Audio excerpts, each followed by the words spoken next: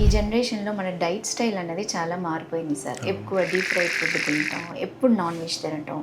So nutritious food అనేది తగ్గిపోయింది, spoiling food అనేది పెరిగింది.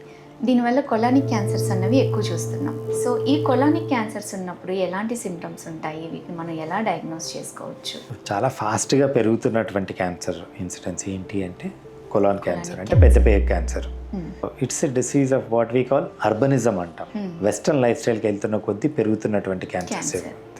ఎందువల్ల వస్తుంది చేస్తుంది అని చెప్పంటే commonest thing we say is diet, అంటే high fat fried foods and barbecued అంటారు కదా, ఇది నెంబర్ 1 అండి. రెండవది లో ఫైబర్. ఈ ఫైబర్ అనేది ఎప్పుడు కూడా మనకు ప్రొటెక్టివ్ ఉంటుంది. నెంబర్ 1 బవల్ మూమెంట్స్ ఫ్రీగా కావడానికి హెల్ప్ చేస్తుంది. అట్ ది సేమ్ టైం మనం తినే ఆహారంలో ఎటువంటి అంటే కార్సినోజన్స్ అంటాం అనమాట, క్యాన్సర్ కాజ్ చేసేటువంటి కెమికల్స్ ఏ ఉన్నా కూడా ఇది ఫ్యాట్ అబ్జార్బ్ చేసుకుంటుంది. సో ఏమవుతుంది, ఇన్ కేస్ అటువంటి కెమికల్స్ మన బాడీలోకి ఎంటర్ అయినా, ఒకటి అది అబ్జార్బ్ చేసుకుంటుంది కాబట్టి మన బాడీ మీద డైరెక్ట్గా కాదు, మోషన్ ఫ్రీగా అయిపోతుంది కాబట్టి కాన్స్టిపేషన్ ఉన్న పేషెంట్స్లో ఎక్కువసేపు అక్కడే ఉండిపోతుంది. కాబట్టి ఇటువంటి ఏమైనా విష పదార్థాలు ఉంటే మనకు అబ్జార్బ్ అయ్యే ఛాన్స్ చాలా ఎక్కువ ఉంటుంది. సో 2 విధాలుగా ఫైబర్ తీసుకోవడం అనేది ప్రొటెక్టివ్ ఉంటుంది. ఫ్యాట్ అండ్ ఒబేసిటీ అంటాం. Obesity is also risk factor, lack of exercise. So ఇవన్నీ ఏవైతే అంటే ఈ కాంబినేషన్ ఆఫ్ ఫ్యాక్టర్స్ దీని వల్లనే కొలాన్ క్యాన్సర్ అనేది ఎక్కువగా పెరుగుతుంది.